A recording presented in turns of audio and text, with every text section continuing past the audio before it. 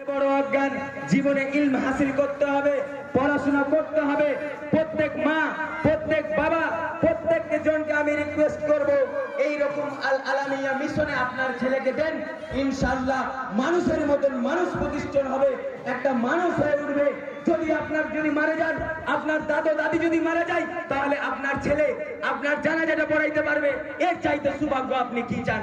যদি মসজিদে ইমাম না থাকে, তাহলে আপনার ছেলে কি করবে? নামাজ পড়াতে পারবে।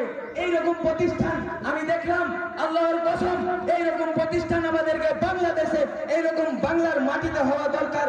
আর আমি ধন্যবাদ জানাই শারিকুল হককে, আমি ধন্যবাদ জানাই, আমি আর বড় দাদাকে ধন্যবাদ জানাই, এইরকম স্কুল প্রতিষ্ঠান করেছেন। তো যাই হোক, বেশি সময় নিব না। যদি আমার কথা মানেন, আমি আপনাদের ছোট ভাই, ছোট মোটো লোক, আমি বললাম যে আপনার ছেলেকে ইলম হাসি দাও, শুধু আরবিক নয়, দুনিয়াবি এবং আখির। এই দুনিয়াতে দরকার, ওই দুনিয়াতে দরকার। এই স্কুলে ইংলিশ